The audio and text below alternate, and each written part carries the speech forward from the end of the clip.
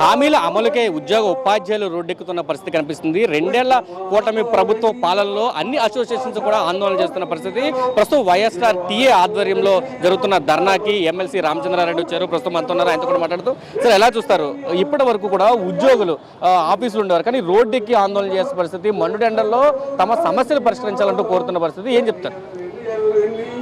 ఈ ప్రభుత్వం ఏర్పడి దాదాపు 2 సంవత్సరాలు పూర్తయింది. ప్రభుత్వం ఏర్పడే ముందరగా సూపర్ 6 హామీలతో పాటు ప్రభుత్వ ఉద్యోగులకు ఇచ్చినటువంటి కొత్త పిఆర్సీ వేస్తామని, తర్వాత డిఏలు ఇస్తామని, ఐఆర్ ఇస్తామని, మీకు ఎన్నైతే వేతనాలు అన్నీ కూడా పెండింగ్ ఉన్నాయో అరియర్స్ అన్నీ కూడా వెంటనే చెల్లిస్తామని ఆ రోజు ఉద్యోగస్తులందరికీ ముఖ్యమంత్రి అయితేనేమి, డిప్యూటీ ముఖ్యమంత్రి పవన్ కళ్యాణ్ గారు అయితేనేమి ఇద్దరు కూడా హామీ ఇవ్వడం జరిగింది. ఈరోజు 2 సంవత్సరాలు అయిపోతూ ఉన్నా కూడా ఇంతవరకు వాళ్ళు ఇచ్చినటువంటి హామీ ఒకటి కూడా నెరవేరలేదు. అసలు ఆ పిఆర్సీ కమిటీని రద్దు చేశారు, కానీ ఇంతవరకు కమిటీని వేయలేదు. అలాగే ఐఆర్ అన్నారు, ఐఆర్ ఇంతవరకు ఎంత ప్రకటిస్తారనేది ఏమిటి కూడా ఇంతవరకు తెలియచేయలేదు. గత ప్రభుత్వంలో 11 డిఏలు ఇస్తే ఇంతవరకు 4 డిఏలు పెండింగ్ ఉంటే ఆ డిఏలు కూడా ఇంతవరకు ఇకుండా ఈ ప్రభుత్వం ఉంది. కాబట్టి గతంతో పోలిస్తే ఇప్పుడు ఏదో మంచి జరుగుతుందని ఉపాధ్యాయులు, పెన్షన్లు, తర్వాత ప్రభుత్వ ఉద్యోగులు అందరూ కూడా ఏదో ఆశపడి ఈ ప్రభుత్వాన్ని తెస్తే అందరికీ నట్టెట్లో మట్టి వేసే విధంగా ఈ ప్రభుత్వం ప్రకటిస్తున్నది. ఈ రోజు అందరూ కూడా రోడ్డు మీదకి వచ్చారు. ఉపాధ్యాయులు అయితేనేమి, తర్వాత ప్రభుత్వ ఉద్యోగులు అయితేనేమి ధర్నా కార్యక్రమాలన్నీ పెడుతున్నారు. అందులో భాగంగానే ఈరోజు వైఎస్ఆర్టీఏ ఈరోజు మహాధర్నా కార్యక్రమం పెట్టింది. వాళ్ళ న్యాయమైన కోరికలు కాబట్టి మేము వాళ్ళకందరికీ కూడా సంపూర్ణ మద్దతు ఈరోజు ఇక్కడికి వచ్చి ప్రకటించడం జరుగుతున్నది. అంటే ఉపాధ్యాయులు చూస్తున్నాం, ఎంటీఎస్ ఉపాధ్యాయులు మీ వెనకాల బోర్డు పెట్టుకున్నారు, వాళ్ళందరూ కూడా రెగ్యులర్ చేయాలంటూ అడుగుతున్నారు. కానీ ప్రభుత్వం మాత్రం ఎన్నికల్లో చాలా హామీలు ఇచ్చింది, కానీ ఒక్క హామీని కూడా అమలు చేయలేదు. ఇటు సూపర్ 6 కానీ ఇటు ఉద్యోగులకు ఇచ్చిన హామీలు కానీ ఏమీ అమలు చేయలేని పరిస్థితి. 2 ఏళ్ల కాలంలో ఇంత వ్యతిరేకత వచ్చిన ప్రభుత్వాన్ని ఎప్పుడైనా చూసారా మీరు?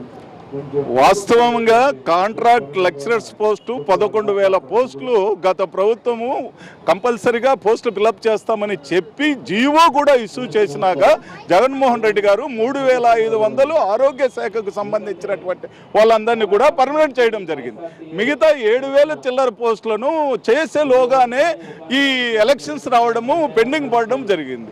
వాళ్ళు 7,500 మంది పర్మనెంట్ చేయండి అయ్యా జీవో కూడా వచ్చింది గత ప్రభుత్వంలోనే మొత్తుకుంటూ ఉన్నా ఇంతవరకు వాళ్ళను పట్టించుకున్నటువంటి పాపాను పోలేదు.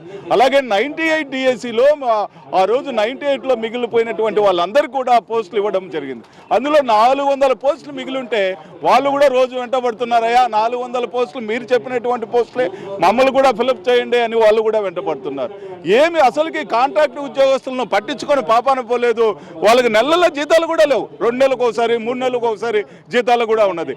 కాబట్టి ప్రభుత్వం ఇప్పటికైనా మేల్కోకపోతే అందరూ ప్రభుత్వ ఉద్యోగస్తులు కావచ్చు, ఉపాధ్యాయులు కావచ్చు, పెన్షనర్లు కావచ్చు, అందరూ కూడా ఈరోజు ఒక్క ఉమ్మడిగా దాడి చేసేదానికి మహా ఉద్యమంలాగా బయలుదేరేదానికి సిద్ధంగా ఉండాలని మీకు తెలియజేస్తున్నాను. ఉద్యోగులు, ఉపాధ్యాయులు ఇంత వ్యతిరేకత కనిపిస్తుంది, తమ డిమాండ్స్ పరిష్కరించాలని అడుగుతున్నారు, కానీ ఒక్కసారి కూడా వాళ్ళతో చర్చించే పరిస్థితి కనబట్టలేదు.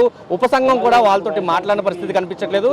ఎవరైతే ప్రశ్నిస్తున్నారో వాళ్ళని టార్గెట్ చేసి ఉద్యోగాలను తొలగించిన పరిస్థితి, లేకపోతే ఇతర విధాలుగా వేధింపులు గురి చేసే పరిస్థితి కనిపిస్తుంది. ఏం చెప్తారు?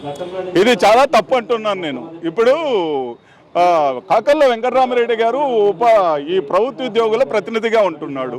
ఆయన కొన్ని ప్రశ్నలు అడిగారు. అయ్యా మాకు పిఆర్సీ వేయలేదు, డిఏలు ఇవ్వలేదు, ఐఆర్ ఇవ్వలేదు అని ప్రభుత్వ ఉద్యోగుల తరఫున అతను ఒక ప్రతినిధిగా మాట్లాడాడు. అతన్ని కక్షగట్టి సస్పెండ్ చేయడమే కాకుండా ఈరోజు డిస్మిస్ కూడా చేయడం జరిగింది. చాలా అన్యాయం అంటాను. ప్రశ్నించే వాళ్ళందరినీ డిస్మిస్లు, సస్పెన్స్లు చేసుకుంటా పోతే ప్రభుత్వం ఎక్కడికి పోతుంది అని నేను అంటున్నాను.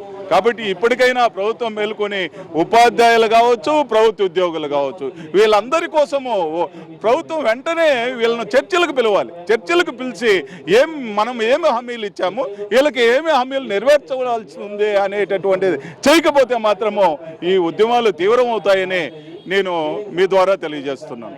Thank you. ఇది చెప్తున్నారు. ఖచ్చితంగా ప్రభుత్వ ఉద్యోగుల్ని పిలిచి ఉద్యోగ సంఘాలతోటి ప్రభుత్వం చర్చలు జరపాలి. వాళ్ళకైతే ఏవైతే హామీలు ఇచ్చారో హామీలు అన్నింటినీ అమలు చేసే విధంగా ముందుకెళ్ళాలి. లేకపోతే ఉద్యోగులు వ్యతిరేకతకు ప్రభుత్వం గురి కావాల్సి వస్తుంది. ఖచ్చితంగా ఇది ప్రమాదకరమైన సన్నివేశం. దాని తర్వాత ఎవరైతే ఉద్యోగ సంఘ నాయకులు ఉన్నారో, ఎవరైతే ప్రశ్నిస్తున్నారో వాళ్ళని టార్గెట్ చేసి ప్రభుత్వం వ్యవహరించడం సరైనది కాదు అంటూ కూడా రామచంద్రారెడ్డి చెప్తున్న పరిస్థితి కనిపిస్తుంది.